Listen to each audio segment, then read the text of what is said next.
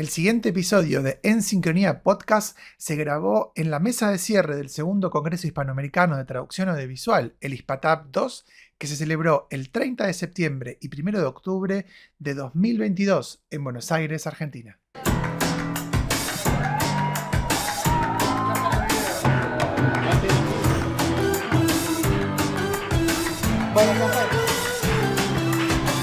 Prepara las palomitas. Está a punto de empezar En Sincronía, el podcast hispanoamericano de traducción audiovisual, con Damián Santilli, Blanca Arias Badía y Guillermo Parra. Les damos la bienvenida al episodio número 34 de En Sincronía, el podcast hispanoamericano de traducción audiovisual.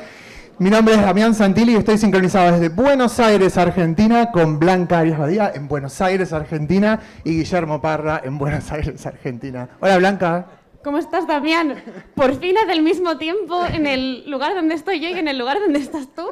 Y no sé cómo está la nieve cerca de donde vive Guillermo. Guille tiene información de cómo está la nieve. Yo no tengo ni idea, yo también estoy aquí en Buenos Aires, con el horario cambiado, pero todo bien, todo bien. Bueno. ¿Y qué estás haciendo en Buenos Aires, Guille? Pues nada, estamos aquí charlando con amigos y disfrutando de la traducción, ¿no? Bueno, muy bien. Esta tarde tenemos 4 invitados especiales muy importantes. Primero, a mi derecha ficticia, es el doctor Patrick Salvascoa. Muy bien.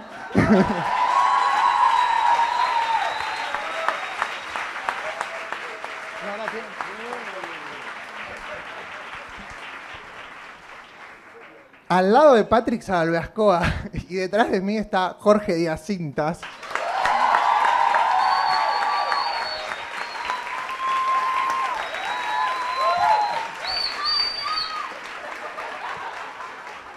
No se lo ve, pero es verdad, ¿eh? Están ahí. Y como estamos en Argentina, al lado, a la izquierda de Jorge Díaz Cintas, está la autoridad máxima de la traducción audiovisual de la Argentina, la doctora Gabriela Escandura.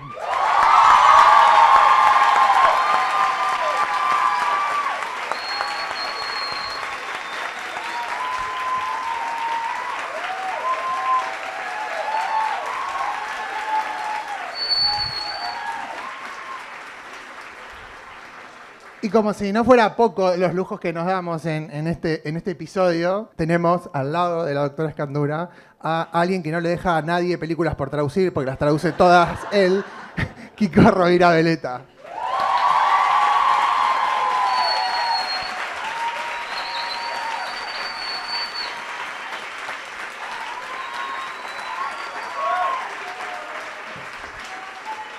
Bueno, Guille, dale. Pues venga, pues empezamos ya con las preguntas, ¿no? Sí. Me gustaría empezar con algo que yo creo que nos interesa a todos, que ha salido ya, se ha mencionado varias veces, pero nos gustaría entrar un poco más a fondo, si no en datos concretos, que también, ¿por qué no? Por lo menos una reflexión sobre el tema de las tarifas, ¿vale? ¿Por qué creo que es importante esa reflexión? No, pero una reflexión en el buen sentido, porque claro, muchas veces hablando con empresas de todo tipo, se habla de la oferta y la demanda y demás, ¿no? Y ahora decimos, bueno, hay un boom de producción audiovisual, necesita más traductores que nunca, eso quiere decir que hay mucha demanda, con lo cual ganamos más, ¿no? Esa es la lógica evidente, pero paradójicamente no parece que sea el caso. Vamos, yo al menos no cobro más. A lo mejor soy el único que no se ha enterado, pero yo no cobro más. Como mucho no cobro menos que el año pasado, pero menos que hace 10 años todo el mundo cobra. Entonces, este tema lo sacó, por ejemplo, Jorge, así que lanzo la pregunta a Jorge, pero quien quiera pillar de rebote la pregunta y comentar su punto de vista, bienvenido sea. Arrancamos con Jorge. Y si quieren empezar ya, les doy la puerta, ¿no? No parece que quieran. Bueno, pues a ver, cuando hablamos de tarifas es complicado generalizar a nivel internacional. Las empresas, como sabéis, o crean grupos de países o pagan dependiendo en el país, dependiendo también incluso dónde viva el traductor. Hay traductores que residen en el Reino Unido que son latinoamericanos y ganan bastante más que los que residen en Argentina, aún haciendo el mismo trabajo. Entonces es muy complicado ubicarse dentro de ese contexto. Sí que es cierto que durante muchos años las tarifas no avanzaban en la medida en que deberían de haber avanzado, y últimamente sí que hay un cierto cambio o una mejor expectativa, como tú has dicho, por lo menos no bajan, como el tonto, que me quede como estoy y que no haya mucho cambio, pero sí que es cierto que yo sé de algunas que han empezado a incrementar las tarifas en algunos casos, y sobre todo a gente con la que no quieren perder el contacto, ¿no? También yo no gano ahora en la universidad lo mismo que ganaba cuando empecé en la universidad. Hay un periodo y también va a haber gente que se ubique en diferentes tramos de pago. Nos centralizamos mucho y hablamos muchísimo de películas y tenemos traductores excelentes de películas, pero hay un mundo mucho más amplio y que va más allá de las películas. Hace poco invitamos a una colega que estudió con nosotros en UCL y es ahora la jefa de traducción de subtitulado en una empresa que se llama Mother Tongue, que no hacen absolutamente nada de entertainment, pero que lo que hacen son vídeos corporativos que ponen y colocan, y son verticales casi todos, en TikTok, Instagram, etcétera, y me decía, y lo mejor de todo es que pagamos más que los vídeos o las películas, ¿ya? Porque son vídeos más cortitos, porque son corporativos y podemos pagar hasta 10, 12 libras por minuto. Entonces hay mucho más de lo que simplemente vemos o tendemos a hablar en estos casos. También es eso, buscar un poquito en diferentes opciones. Sí, yo lo digo por un amigo que... Pero bueno, quizás los que estudian y comienzan piensan que la carrera de traductor es monolítica y hay que decir que también uno se va promocionando, hay traductores que empiezan, hay los senior, luego hay algunas estrellas y entonces pues hay clases, como en todo, y se cobra diferente, depende de la clase que eres, ¿no? La otra me consta y sé, y no quiero entrar en el debate del talent crunch, pero me consta y lo sé porque resido en Londres y recibo correos de empresas que me preguntan y me piden si puedo mandar estudiantes o si tengo algunos estudiantes que ya han acabado, no quieren estudiantes, quieren gente que sepa trabajar, ¿no? Uno de los cambios que estamos viendo, y sobre todo a raíz de la pandemia, es que hasta ahora casi todo el mundo se encargaba o se tenía en plantilla freelancers. Ahora que hay un boom de traducción, muchos freelancers y sobre todo los que mejor trabajan están copados de trabajo y se encuentran con que no tienen a quién acercarse y a los que se acercan dicen, no, perdona, yo ya estoy trabajando, estoy muy comprometido y tal. Entonces, algunas empresas lo que están buscando es están buscando traductores en plantilla para que trabajen para esa empresa y luego otra forma de mantenerlos más o menos fidelizados con esa empresa es darles un sueldo mensual independientemente del trabajo que les manden, con el compromiso de que el primer trabajo que les manden tienen que abandonar todo lo demás y hacer solo el trabajo suyo o pasárselo a algún colega, lo que sea, ¿no? Pero es un modo de tenerlos siempre pendientes para poder trabajar con ellos en el momento en que los necesiten, ¿no? Entonces sí que se están buscando alternativas. No quiere decir que la situación sea la mejor que tenemos. Y yo creo que sí que habría que seguir trabajando, luchando e intentar conseguir mejores tarifas. Una de las circunstancias que es muy difícil cambiar y a la que, por ejemplo, Wayne hizo referencia con anterioridad, es que no hay un trabajo directo entre un cliente, un intermediario y un traductor. Es que en ocasiones hay un cliente, un intermediario, un intermediario, un intermediario y un traductor. Y romper esas cadenas es muy complicado. El dinero está, pero acaba en los bolsillos de gente que a lo mejor no tendría que estar. Netflix se ha dado cuenta, han empezado a trabajar de otro modo diferente cuando tenían los de Netflix Preferred Vendors. No, como solo eran muy poquitos y no podían hacer todo el trabajo, de escondidas, de solapillo, pero que todo el mundo lo sabía, se los pasaban a unos terceros o a unos cuartos, que claro, el tercero se quedaba, el cuarto también y lo que llegaba al traductor menos. Se están corrigiendo ese tipo de desfases profesionales, pero todo tarda un tiempo y poco a poco, ¿no? Pero desde mi perspectiva sí que se están poniendo o se están haciendo, se están tomando ciertas medidas para evitar la situación en la que nos encontrábamos hace, pues eso, 8 o 9 años, donde sí que era un poco plató, nivel sin evolución, y yo creo que eso sí que estamos un poco de vuelta. Hablaba también con una empresa, hay hoteles de 5 estrellas, de 4 estrellas, de 2 estrellas, y hay compañías de subtitulado que saben que no pueden competir con otras, y tienen que pagar menos o pagan menos porque no tienen tanto dinero, ¿no? Entonces sí que hay otras empresas que si quieren mantener a esos traductores buenos, pagan más. Y no quiero mencionar nombres, pero todos sabemos, tenemos en la cabeza nombres de empresas que son muy buenas, que pagan bien, y otras que pagan menos, pero porque también hacen otro tipo de trabajo y otro tipo de programas. Yo solamente quería mencionar que una de las cosas que hablamos en estos 2 días es esto de pasar por el inglés como lengua pivote. Eso en algunos casos también reduce lo que el traductor puede ganar, porque a lo mejor algunas empresas tienen como escalas, ¿no? Entonces los que traducimos al español neutro, bueno, somos un montón, entonces el precio, digamos, la tarifa es mucho más baja que si estoy traduciendo al, no sé, lo que sea, cualquier otra lengua con menos gente que traduzca. Entonces, al pasar por el inglés también estás evitando las combinaciones de dos lenguas difíciles o que hay menos gente que las haga, y eso abarata costos. La verdad que yo eso también lo he pensado, más allá de que sea cómodo trabajar con el inglés como lengua pivote, porque de ahí pasamos a todas las demás lenguas, ¿no? Perdón, un segundo, Kiko, que en relación con esto que decís, Gaby, ¿a qué te refieres? O sea, que, por ejemplo, francés, portugués, en esos idiomas también se termina usando, es que hay empresas que tienen tarifas según el idioma al que vos traducís. Por lógica, con toda la cantidad de gente que hay en Latinoamérica que traduce, somos muchos más que a otras lenguas. Entonces, en general, a lo mejor te pagan menos que si estás traduciendo del inglés al, no sé, húngaro, qué sé yo, no sé, por decirte cualquier cosa. Ahora, la combinación inglés-húngaro seguramente va a ser más fácil que coreano-húngaro. O sea, en cuanto a las combinaciones. No, entonces, al pasar al inglés, me da la impresión de que también estás abaratando costos, de alguna manera, ¿no? Claro, no, eso está súper bien, pero mi duda pasaba porque me da la sensación de que hablábamos con Guille hace un rato de que hay que saber inglés y ya está, porque digamos, no solo es lógico en ese sentido, húngaro, por ejemplo, el ejemplo que vos das, pero también a veces, también por experiencia nuestra, nos pasa con idiomas que dicen, ¿por qué no contratan un traductor italiano, un traductor de francés? También, ¿no? Español-catalán a través del inglés, incluso. Claro. Sí, sí. Español-catalán, con el inglés de plantilla. Sí, y una de las cosas que comentábamos justamente hoy era que, por ejemplo, Atrae, el otro día planteó, díganme mis colegas españoles a ver si me equivoco, planteó que estas traducciones que uno hace desde la lengua pivote no contaban como traducción, digamos, al mismo nivel para ellos que las traducciones directas. Sí. Eso es cierto, y además en el caso de los subtítulos, por ejemplo, si los subtítulos están tomados del doblaje, no pueden constar como premio a la subtitulación, porque no los ha subtitulado nadie, los ha subtitulado la empresa misma. Pero todo esto tan bonito que ha dicho Jorge, de que las cosas están cambiando y tal, en España es todo lo contrario. O sea, en España hay una gran empresa que tiene prácticamente el monopolio de las películas y paga una mierda, hablando claro, ¿no? Y en cambio hay otra empresa que es bastante más pequeña, que paga bastante más y lógicamente todo el mundo quiere trabajar con la que paga más. El problema es que las grandes películas las tiene la que paga menos, ¿no? Y además ahora han cogido una técnica que es, si hay un tráiler, no se paga. Porque como es un trozo de la película y ya vas a traducir la película, ¿para qué te voy a pagar el tráiler? ¿No?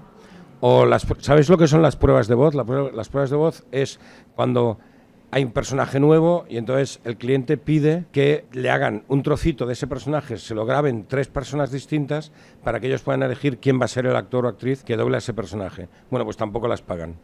Porque como son, al traductor me refiero, porque como son trocitos que ya van a salir en la película, pues no las pagan. Entonces, cuando me pasó a mí esto, claro, que a la gente que empieza es una cabronada, con perdón, porque no van a atreverse a reaccionar. Yo lo que hice fue presentar la traducción sin los trozos de diálogo que ya había hecho para las pruebas de voz. Y entonces me dijeron, no, pero faltan trozos. No faltan, ya los traduje cuando hice la prueba de voz. No, pero esto no lo puedes hacer. No, pagádmela y no lo haré. Pero mientras no me la paguéis, yo la doy por pagada, ¿no? Pero claro, esto lo puedes hacer cuando llevas muchos años y te atreves. Pero es muy triste ver que, por ejemplo, desde Londres se empiezan a dar cuenta de que las cosas tienen que mejorar y en cambio en España hoy en día se paga menos de lo que yo ganaba en el año 90, por ejemplo. Y es muy triste. Me imagino que lo que estabas comentando aquí, Kiko, es también para lo que llaman en inglés theatrical release, para cine, sí, y todo eso. Y sí que es un problema, o sea, y cine y televisión también, y vídeo y televisión, sí. Yo tuve la suerte de llegar a Londres en el 89 y de llegar justo cuando se inventaba todo lo que era la digitalización. Y la digitalización nos pilló, como siempre en España, no solamente España, pero los FICs en general, en plantillas, por no decir en bragas, o en calzoncillos. Y el problema fue que eran países que estaban totalmente centrados en el doblaje y no se dieron cuenta de que el subtitulaje también venía de la mano y creciendo. Entonces, todo eso lo coparon empresas externalizadas fuera de España, y la mayoría estaban en el Reino Unido, en Europa o en Estados Unidos, a empresas que no sabían hacer subtitulados. Yo he trabajado con algunas que trabajaban fatal el subtitulado al principio porque estaban solamente acostumbradas a hacer subtitulado intralingüístico. Y tenían toda la tecnología, entonces decía, bueno, es muy fácil, es cambiar el idioma y tenemos todo igual. La temporización estaba mal hecha, etcétera, etcétera. Pero ahí perdimos el tren. Entonces se quedaron, eso que tú has dicho, 2 empresas que en España más o menos copan el doblaje, estudios pequeñitos que no podrían tampoco lanzarse a hacer doblaje al alemán o al chino o a otros idiomas, y les queda solo ese mercadito. Y esos son los que sí que controlan, y es muy difícil también romper esa dinámica. Pero es que además ha llegado a un extremo en el que en España, por lo menos, siempre se ha pagado mucho mejor el doblaje que los subtítulos, precisamente por lo que decía Jorge. Los subtítulos casi ni existían, ¿no? Bueno, pues es que no puedo decirte qué sé yo, pero cosas que yo hago para doblaje y ahora las hago para subtítulos. La empresa de subtítulos está en la India, en Bangalore, y me paga 5 veces lo que me pagan en el doblaje, porque la empresa esta de doblaje es una avara y es un solo intermediario, pues un intermediario que se queda el 80% de lo que te correspondería a ti. Y eso es muy triste, pero es así. Y entonces yo lo que les dije es, a partir de ahora, si tengo algo para subtitular, va antes que lo vuestro. Entonces se enfadan, pero bueno.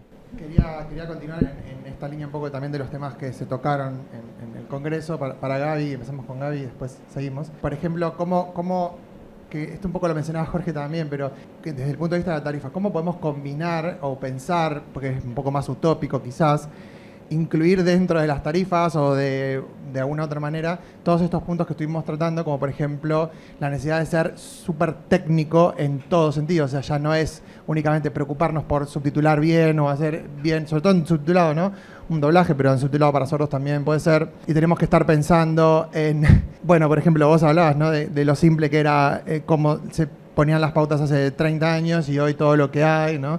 Entonces, desde ese lugar, si vamos a seguir cobrando lo mismo o incluso menos, ¿cómo podemos, por lo menos, pensar en tratar de llegar a una posición en donde nos estén recompensando, para hacer ese trabajo? Si entendemos que esa es la manera hacia donde va el mercado, no decir, no quiero hacer esto, sino decir, bueno, lo voy a hacer, pero...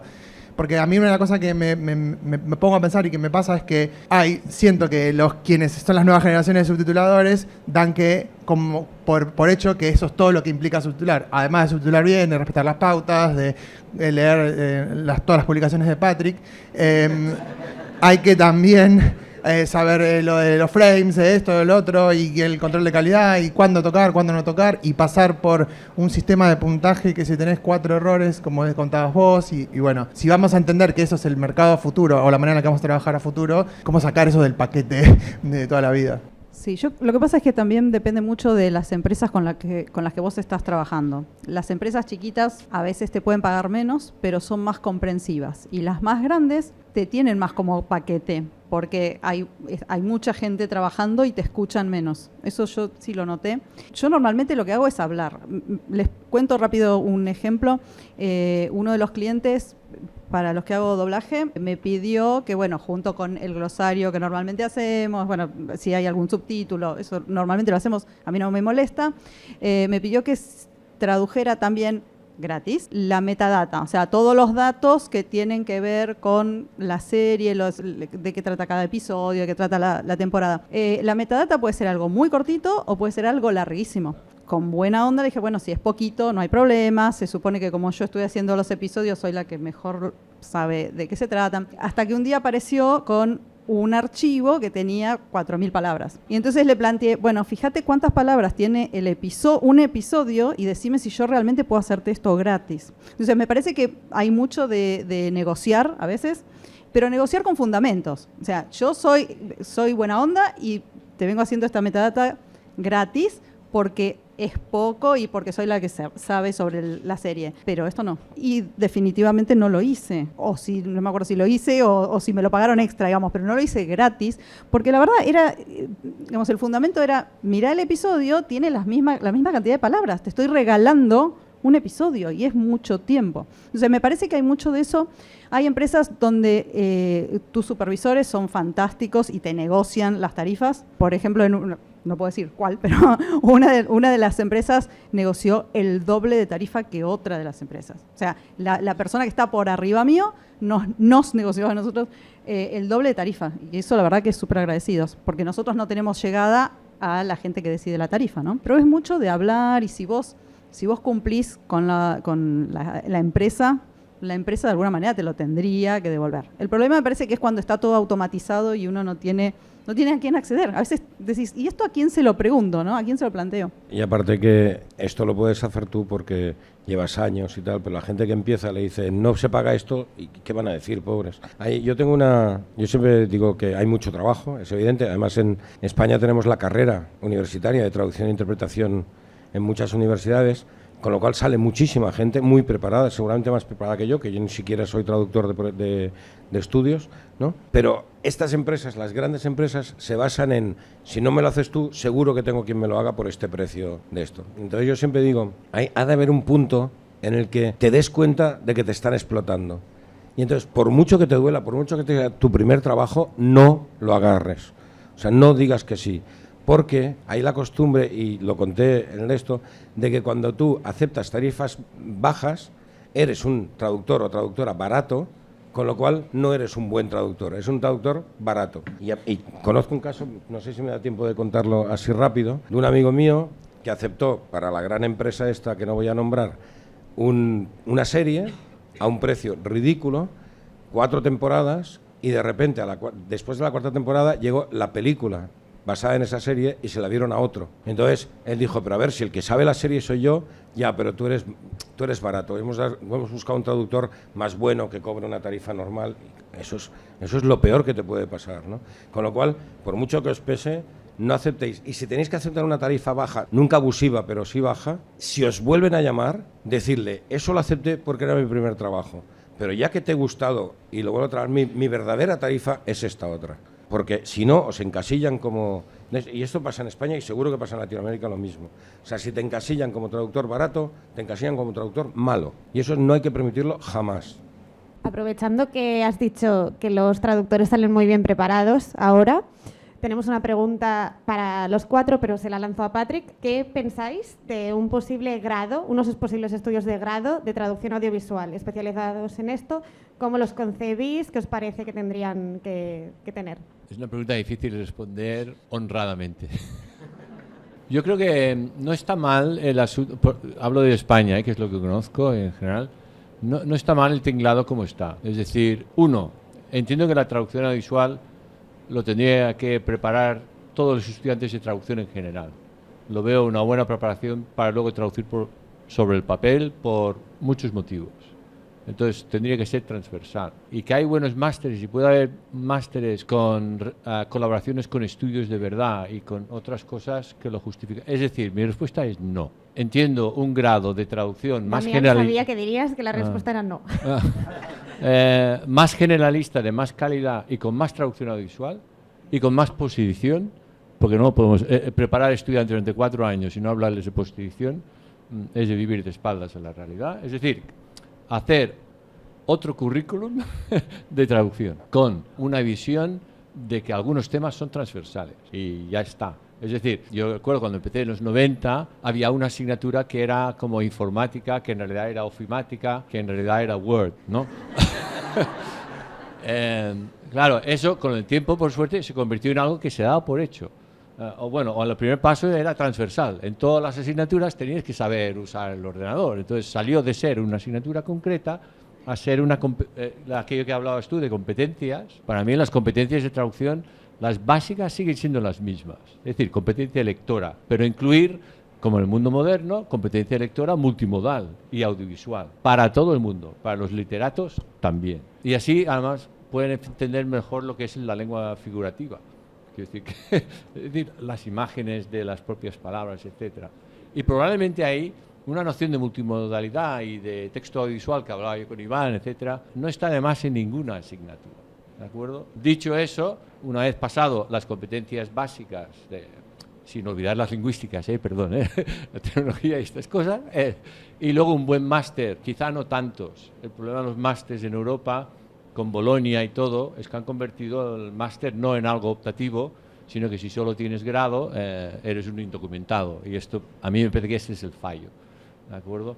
Entonces, con pocos másters bien hechos y bien dirigidos, o incluso algún posgrado, como el que pronto ofreceremos, si alguien está bien de base, ¿no? Es lo que llaman a buen entendedor, no necesitas yo entiendo el problema es inflar un programa artificialmente. Entonces decir, ostras, tenemos que vender no sé cuántos créditos y lo que realmente queremos explicar con la mitad de créditos que nos dan ya lo explicamos. Entonces la otra mitad no tengo que rellenar. Entonces, lo siento si no era la respuesta. No, Sí. queríamos cualquier respuesta. Queremos saber un poco lo que pensáis los demás. Me parece que Gaby imparte clases aquí en el Lenguas Vivas, ¿no? Si puedes contar un poco... si puedes contar un poco en qué consiste... Mis alumnos y exalumnos están por acá. No se notó. Sí, la verdad que yo concuerdo con Patrick en que en realidad, por ejemplo, a nosotros nos falta un poquito más. El Lenguas tiene 3 años en común y después tiene especializaciones, una en literaria y audiovisual, una en interpretación y otra en técnico-científica. Los chicos que salen de la traducción, de la especialización en audiovisual, salen súper preparados. Aún así, me encantaría que tuvieran más, no sé si más materias, pero este enfoque de cómo ver las pelis o cómo digamos, analizar lo visual, bueno, y todas las cosas que estuvimos viendo, que por eso existen estos congresos, ¿no? Y salen muy, muy bien preparados desde mi humilde punto de vista, porque por lo menos yo sé que han conseguido trabajo y por lo tanto doy por sentado que salen bien preparados. Pero son 2 cuatrimestres y la verdad que a mí me gustaría, por ejemplo, que fuera aunque sea 1 año de cada una de esas materias. De todos modos, que sean 2 materias separadas es muy útil. La verdad que ¿Puedo sí. añadir algo, perdón, al claro. currículum escolar? Si se cumpliera lo que es el currículum escolar a nivel catalán, la competencia audiovisual está en el nivel escolar. Entonces, no sé cómo se llama, competencia de lectura o competencia audiovisual, ¿no? Y luego yo he vigilado exámenes de entrada en la universidad y una asignatura que es comunicación audiovisual. Lo cual, cuando llegan a la universidad, si empiezo a explicar cosas muy básicas de audiovisual, lo habrán visto en la escuela. Y es normal que si la juventud pasa 6 horas delante del TikTok, etcétera, algunas cosas que le puedas explicar dirán, es que yo no he visto el mundo de otra manera, enséñame un libro, que es lo que no he visto. Yo quería solo añadir una cosa que, como profesional y no académico, una de las cosas que más veo yo que ha cambiado es que los nuevos académicos intentan estar muy cerca de los profesionales porque entienden que enseñar solo teoría no sirve para luego salir a la calle a trabajar. Y Patrick es un ejemplo, Fede es otro ejemplo, y eso me parece... Yo de nuevo no tengo... ¿No estás de acuerdo? No, que no soy nuevo teórico. No, quiero decir, pero tú quizás ya, pero yo recuerdo cuando yo empecé a tratar con alumnos que venían de la universidad, es que incluso la parte audiovisual era algo por lo que se pasaba por encima, pero es que encima nadie les había hablado de qué les iba a pasar al salir a la calle, ¿no?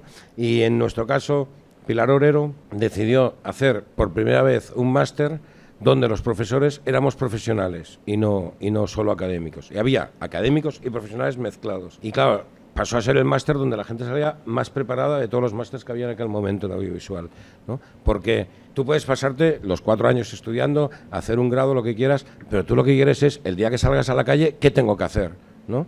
Y eso es algo que las nuevas generaciones, quiero decir, que han decidido los académicos no nuevos, pero yo qué sé... Actuales. Que es difícil, sí. O sea, que las nuevas decisiones de la universidad, gracias a esta gente, sea nueva o no, es que estemos mucho más cerca. ¿Lo he arreglado? En este podcast siempre se la arregla para llamarme viejo, ¿no? Soy más viejo yo que tú, o sea que... Yo no me doy por aludido, o sea que no va conmigo. A ver, estoy en contra de Brexit. Gran Bretaña no es mi país qué favorito, pero voy a hablar con una perspectiva radicalmente distinta a la de mis compañeros, por lo que estoy oyendo aquí, por lo que estoy viendo.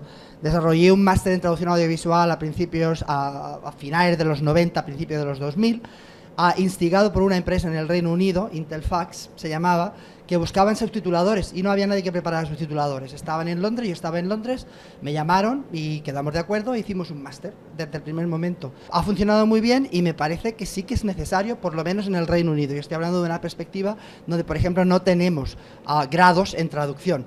El grado en traducción es muy raro, la gente hace idiomas, mezcla idiomas con literatura o negocios o lo que quieran, y traducción como tal solamente, tradicionalmente, se hace a nivel de posgrado. ¿Bien? Suele ser un año nada más.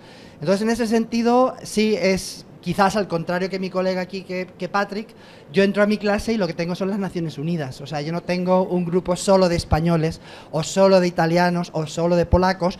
Tengo varios de varios sitios y como en las Naciones Unidas y en el mundo, la mayoría chinos. Entonces, en ese sentido, por ejemplo, este año tenemos una chica de Argentina que empezó a trabajar, pues allá como enero o así, ya estaba trabajando en una ciudad donde no hay tantos argentinos y hay empresas que necesitan a gente con variedad de lingüística. Me imagino que me mandan correos porque saben que tengo estudiantes de cualquier país, básicamente. Tenemos en cualquier año unas 15 o 20 combinaciones lingüísticas, ¿no? Entonces son realidades distintas y sí que es lo necesario en el mercado y es lo que las empresas nos apoyan, vienen, buscan a los estudiantes para trabajar en esas empresas allí. Entonces, desde mi punto de vista, sí que es necesario tener unos programas de máster. A nosotros se nos quedan cortos, es cierto, es solamente un año. Tenemos muchas empresas, así empezamos la negociación o la colaboración con una. Era una plataforma pequeñita, querían gente que practicara, yo la podía usar gratuitamente con mis estudiantes y durante 5 años les dimos feedback, les fuimos dando información hasta el día de hoy que tenemos una y generalmente ya me ha prometido que me dejará que use también la de descripción para poder hacer posibilidades. Entonces yo creo que sí que hay esa necesidad de establecer vínculos directos y me parece que a nivel de grado sería muy complicado llegar a ese nivel de profundización y de colaboración con la industria. Entonces estamos de acuerdo. Pues muy bien, ¿no? Yo he dicho lo mismo. Yo entendía que la pregunta era si el grado, y he dicho a grado no, mejores másteres. O sea que... Vale. Sí. Claro. A nivel de grado. De grado. Claro, lo que pasa es que yo estoy de acuerdo con los dos, porque lo que yo planteaba... Nadie está Lo de que acuerdo yo con planteaba Patrick. es que falta tiempo. No sé si a nivel de... O sea, no sé si lo que yo decía era que falta tiempo. 2 cuatrimestres es muy poquito. También concuerdo con Kiko en que si yo tengo que dedicar, que lo hago, tiempo a explicar cómo es la industria, cómo cobrar, qué cosas tengo que presentar, etcétera, le estoy sacando tiempo a la enseñanza en sí. Es necesario más tiempo. ¿Puedo volver a replicar? Pero es un tema un tema social hoy en día de los más importantes, aparte del cambio climático, pero ligado a él, es el nivel educativo, es el nivel de literacidad de la gente. Entonces, el tema fundamental es no criar ciudadanos ignorantes, que el día que vayan a votar sepan, ¿de acuerdo? Entonces, lo primero es la lectura. Lo que pasa es que hoy en día yo entiendo que la lectura se ha vuelto multimodal, se ha vuelto audiovisual. Y tampoco quiero quitar de la capacidad de lectura, de la capacidad lectora básica de libros, etcétera, y que una cosa vaya con la otra. Entonces, por eso yo eso lo bajaría cuanto más mejor. Es decir, lo que tú dices, las competencias básicas, algunas de las cosas que se han ido presentando en estas jornadas están muy ligados a simplemente entender audiovisual, saber leer audiovisualmente, ¿no?, un producto. Eso es capacidad, yo lo entiendo como competencia lectora. Y cuanto antes se alcance eso, en la edad que sea, mejor. Y cuanto más sofisticado, es decir, si tienes niños que están consumiendo, y adultos, audiovisuales, yo lo que me gustaría ver es una población con las armas de poder entender cuándo les están vendiendo una moto, de captar, bueno, la tuya, por ejemplo, sí, de captar ironías, de captar lo que es retórica hueca, de entender intertextualidad, claro que sí, pero a todos los niveles, literaria, etcétera, etcétera. Eso es una población formada y educada. Y a mí lo que me da miedo es que eso es lo que nos quieren quitar, ¿de acuerdo? Entonces, si el audiovisual sirve para atontar más a la gente, yo no voy con eso. Yo creo, claro, yo nací hace muchísimas décadas en las que la tele estaba empezando a flexionar músculo y todavía parecía que podía ser un instrumento para el bien. Y todavía lo creo, todavía lo podría ser, ¿no? Hay aquí una profesora de Open University, o no sé si ya se ha ido. Pues el Open University, cuando yo vivía en Inglaterra, que nosotros cambiamos de país, para no coincidir, ¿no? Vale. La universidad se enseñaba por la tele. Se sigue enseñando por la tele. O sea que la televisión no es mala porque sí, ¿no? Es como la dinamita, se puede usar para el bien, ¿no? Y son otros que lo usan para el mal. Perdón por acaparar. Bueno, pues aprovecho para mencionar otro tema más o menos relacionado con lo que comentáis, que tiene que ver con la especialización. Ya no en un grado, porque vemos que esa idea se ha descartado de momento en esta mesa, pero sí, si diríais que la traducción audiovisual ha llegado a un punto de madurez suficiente como para fomentar especializaciones muy concretas. O sea, que no un traductor audiovisual no traduzca a todas las modalidades, porque de hecho, bueno, hablando como traductor, no es mi caso, yo hago principalmente subtitulación. Entonces, ¿creéis que a nivel formativo y también a nivel profesional es mejor empezar con un abanico de todas las modalidades y luego especializarse en algo concreto? ¿O especializarse en algo concreto desde el principio? ¿Qué margen de especialización creéis que hay? Sí, mucho, poco, porque claro, faltan créditos, o sea, decimos que faltan créditos en las titulaciones que hay ahora, ¿no?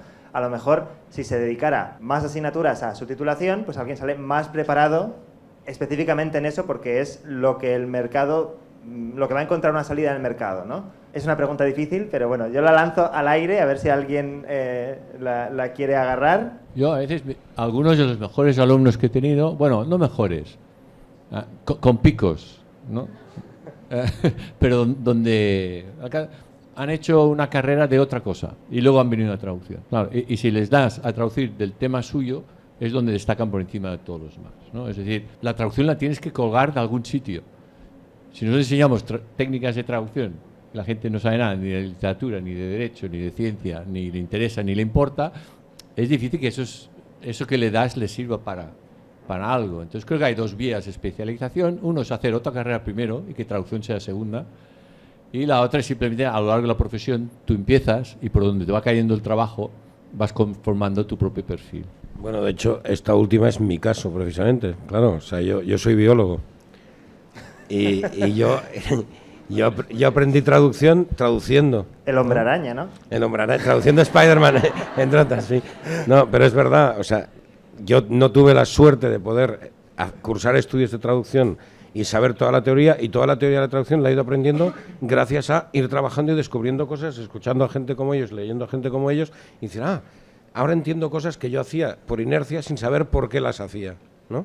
Y ellos se han preocupado de explicar estas cosas. Y eso es muy práctico. Desde mi punto de vista, otra vez desde el Reino Unido, es complicado, ¿no?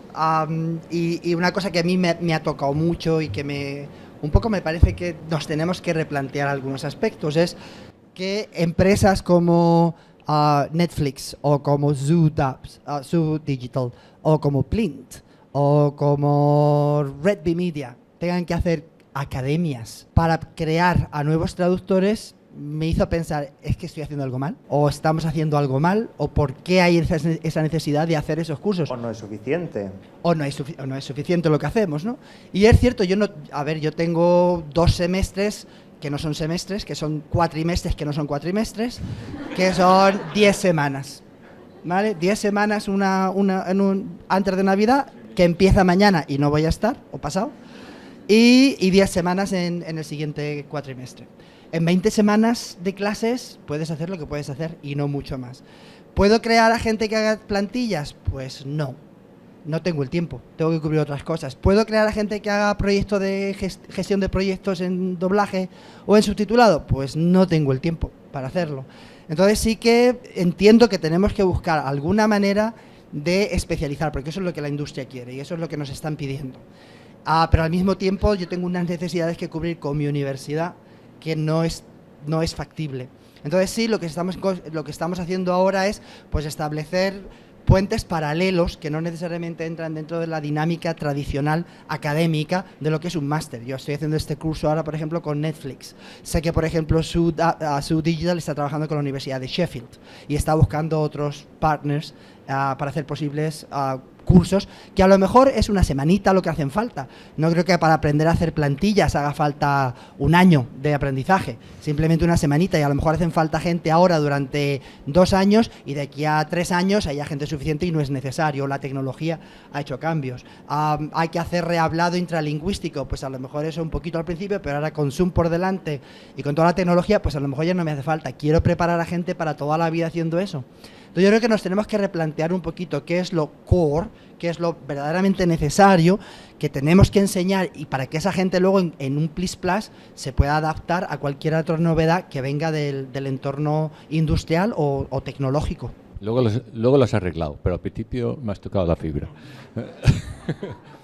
Yo soy defensor de la Torre de Marfil. Y también he ido constatando que la industria un año te pide una cosa y a cabo de 5 años te pide otra. Y las universidades creo que no deberíamos ser centros de formación vocacional al grito de lo que pide la industria, aunque sé que voy en contra de lo que piden las cosas. Hay el concepto de lifelong learning, ¿vale? Y si tú ves la expectativa de vida de la gente y lo comparas con 3 o 4 años que es la universidad, creo que vale la pena esos 3 o 4 años vivir Torre de Marfil. Y creo en la educación pública y gratuita para todo el mundo. Y de calidad.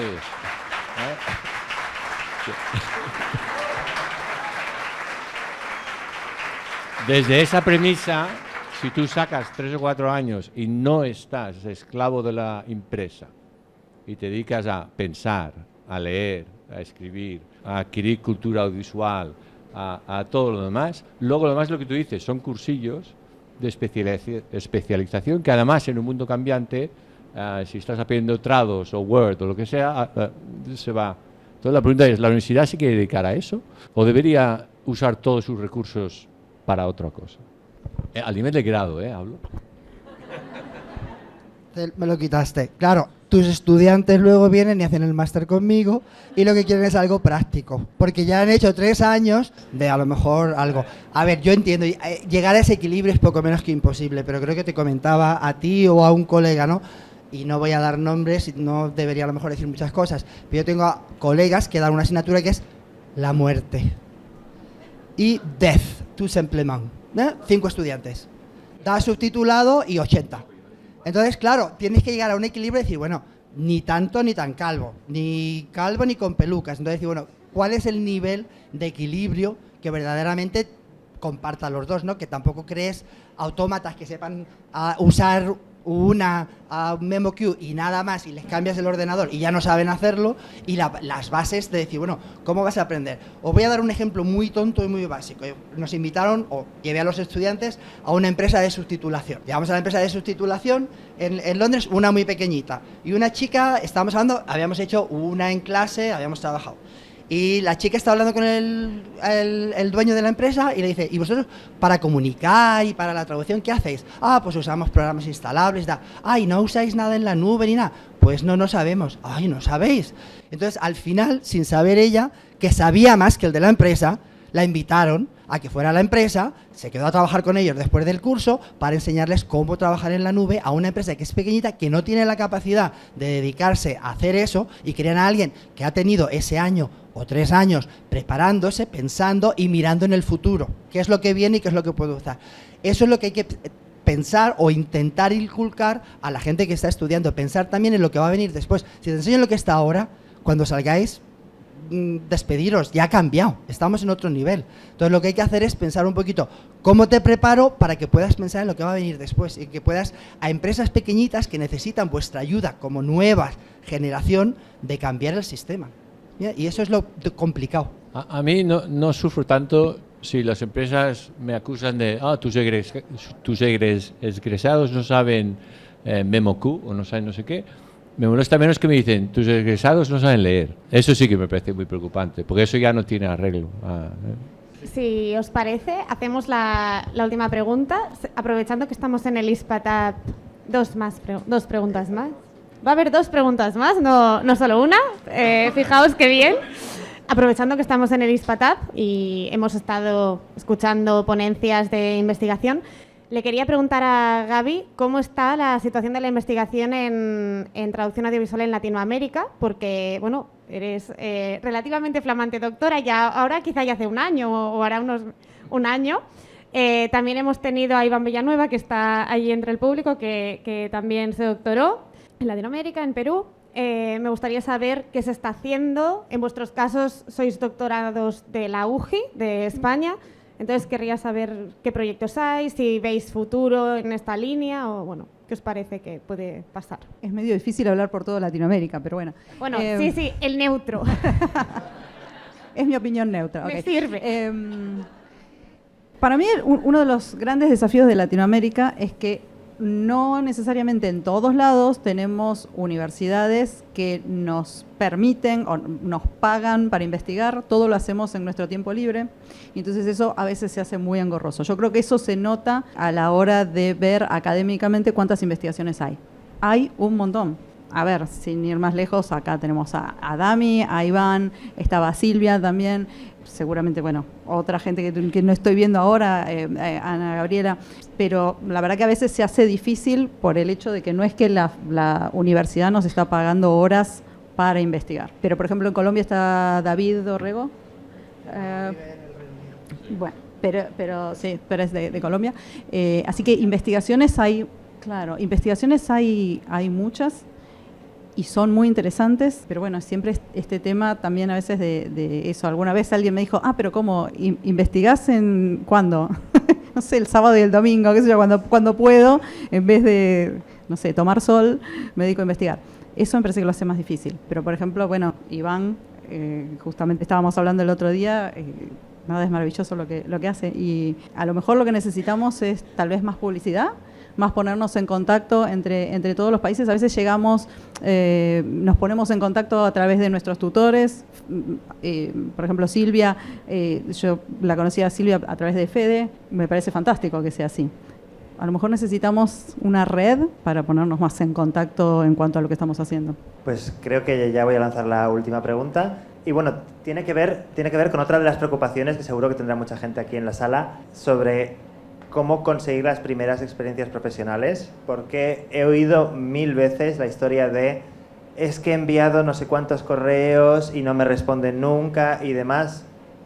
No sois los únicos. Si yo envío correo a una de las grandes agencias de traducción audiovisual que no ha dicho en ningún momento que busque a nadie, no me responden. Ni mi currículum, ni nada de nada. Entonces, la pregunta que yo lanzaba, y se la voy a lanzar a Kiko, aunque sé que no es su circunstancia porque él empezó en una época en la que esto no era así, pero seguro que puede compartir su opinión y experiencias de otras personas. ¿Qué opciones hay más allá de los principales clientes, sobre todo cuando uno no tiene experiencia? Porque uno piensa, si trabajo con estos clientes sin tener experiencia, ¿qué quieren de mí? Pues a lo mejor lo que quieren es aprovecharse. Si no, ¿por qué trabajarían contigo y no con otra persona que sí tiene experiencia? Entonces, ¿cómo adquirir esa experiencia? ¿Con qué otro tipo de clientes? ¿A quién le podemos aportar algo a la vez que aprendemos y nos labramos un currículum que sí nos permita acercarnos a estas empresas cuando sea el momento para ellas y para nosotros también, ¿no? Me lo pones complicado. Pero bueno, yo lo primero que diría, al menos lo que yo digo siempre a mis alumnos y a la gente que me escucha es nunca cerréis el abanico. Es decir, a ti te puede gustar mucho la traducción audiovisual, pero si no encuentras trabajo como traducción audiovisual y de repente te aparece una opción de traducción técnica, no digas, no, yo técnica no quiero, yo solo hago audiovisual. Porque de momento ábrete. Ya luego tendrás tu oportunidad de esto. O a lo mejor descubres que la técnica te encanta y te quedas ya para siempre ahí. Eso ya va como va. Pero aparte de mandar currículos a todas partes, para mí una de las cosas básicas es formación, formación, formación. Sobre todo porque últimamente, y aquí hablo un poco a favor nuestro, hay muchos másteres y cosas de estas que estamos profesionales metidos en ello. Es muy típico, y al menos en mi caso a mí me pasa muy a menudo, que cuando, yo no sé cómo funciona así, pero en España, por ejemplo, un estudio va recibiendo currículos de mucha gente y los va acumulando sin mirarlos siquiera. Pero de repente una empresa, la que sea, le envía 12 series a la vez. Y entonces se da cuenta de que con los traductores con los que trabaja normalmente no llega bastante. Entonces, claro, no puede agarrar el currículum y el que me ha quedado arriba es el que me vale, ¿no? Entonces, lo que hacen es, al menos en mi caso, es me llaman y me dicen, oye, ¿tú has trabajado con alguno de estos alumnos? ¿Me puedes hablar qué tal te ha funcionado? ¿Ha sido bueno? No sé qué. Y yo recomiendo muchas veces, ¿no? Y digo, este me ha funcionado, este no. Pero claro, si encima tienes no sé cuántos cursos, no sé cuántos másteres, no sé cuántas cosas que realmente son útiles y que aprendes con ellos, porque también hay que saber distinguir, es mucho más fácil que te llamen, eso es cierto. Pero si tú acabas la carrera y dices, bueno, yo mando currículums, pero ya me llamarán, lo siento, pero es muy difícil que te llamen, ¿no? Por eso yo te digo, nunca dejéis de formaros, nunca dejéis de adquirir nuevos conocimientos, no dejéis de tener esperanzas, eso sí es verdad. Cuando yo empecé éramos 5 traductores en toda España, imaginaos, 5 audiovisuales. Claro, no había estudios, no había nada de traducción audiovisual, ahora hay carreras de traducción audiovisual, con lo cual salen muchísimos más, pero los profesores y los profesores de másteres y cosas de estas, vemos quiénes tienen más futuro que otros, ¿no? Y vemos el interés de unos y el interés de otros. Entonces yo creo que a mí cuando me preguntan, yo les voy a decir claramente, pues mira, normalmente de los que no lo han hecho muy bien no digo nada. Digo, ¿no? Pero de los que son buenos le digo, cuenta con él porque le hice un ejercicio de un rap y hizo el rap mejor que yo, con lo cual este tío o esta tía vale. A mí me lo han dicho muchas veces.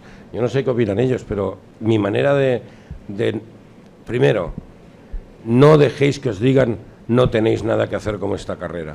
Porque esto hay profesores que, no sé por qué, te quitan las ilusiones y es muy malo que cuando tú quieres llegar a algo, alguien te diga no vale para nada lo que estás haciendo.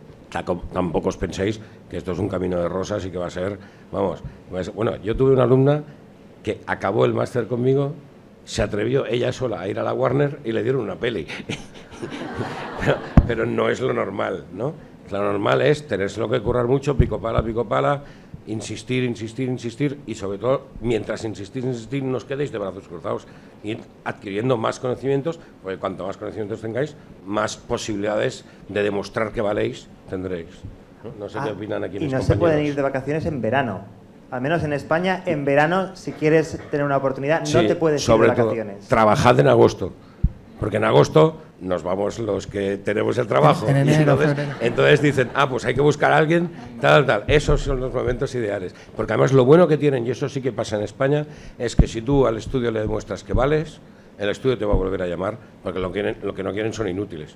Entonces, si tú demuestras que funcionas. No sé qué opinan aquí en Latinoamérica, ¿el verano cuándo es? En enero, febrero. El equivalente. Enero es un mes de mucho trabajo, sí. No, pero aparte es de mucho trabajo porque no solo tenés las vacaciones acá, sino que también tenés las vacaciones en el hemisferio norte para fin de año. Entonces sí, la verdad que es un momento de muchísimo trabajo. No sé si tenemos ganas de trabajar en enero con el calor que hace, pero bueno. En general, para mí un estándar es saber si yo puedo rendir una prueba y la voy a pasar. Por lo menos en mis materias yo siempre les digo que el examen es, bueno, a ver si con este examen que vos rendiste podrías llegar a entrar a una empresa. La realidad es que muchas veces nos toman pruebas, por no decir todas, o casi siempre. Sí es cierto que nosotros podemos recomendar. El año pasado armamos un grupo con exalumnos, justamente porque a una de las empresas les llegó un montón de trabajo todo junto, y fantástico. También, un poco enganchando con lo que decían antes, a través del subtitulado y el doblaje entraron muchos chicos o se pusieron a estudiar la parte de accesibilidad, y entonces hay exalumnos que ahora están haciendo audiodescripción. También me parece genial que aunque no se dediquen a la audiodescripción, hagan el curso porque aprenden a ver de otra manera, o lo mismo con SDH, todo se complementa. Estoy juntando todas las respuestas.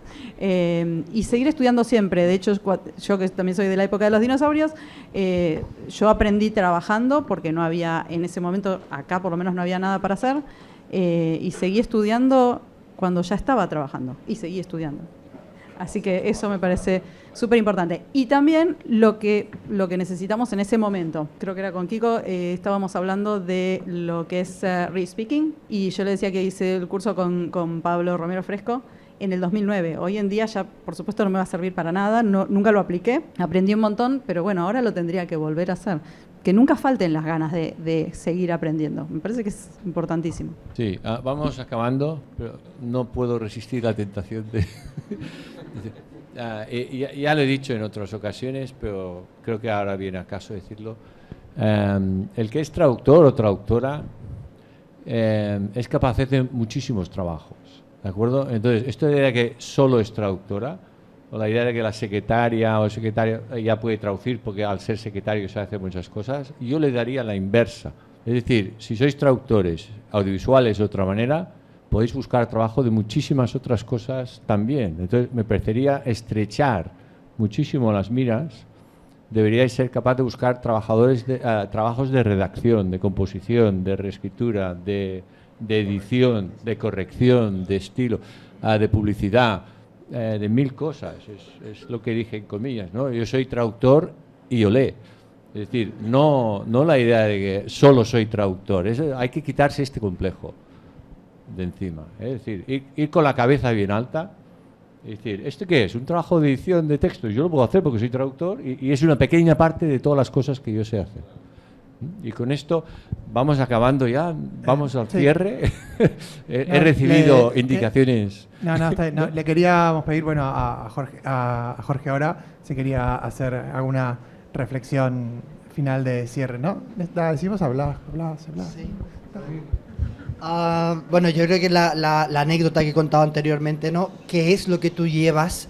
¿Qué es lo que tú aportas a la empresa? ¿Vale? No siempre es, bueno, quiero un trabajo, quiero que me deis algo, ¿no? Pero tú, ¿qué le das a la empresa, ¿no? Y le puedes dar conocimientos que algunas empresas no tienen. Hay empresas muy pequeñitas que trabajan, me acuerdo hablando con una empresa en Barcelona, BBO, trabajaba mucho para el parque temático de Cataluña durante muchos años. En un momento les mandaron, ¿quieres hacer subtítulos? No les vas a decir, no hacemos subtítulos. Lo primero que dijo, sí, claro, por supuesto. Me mandó un correo, Jorge, ¿me puedes recomendar a alguien? Gente nueva, porque no han trabajado en ese terreno.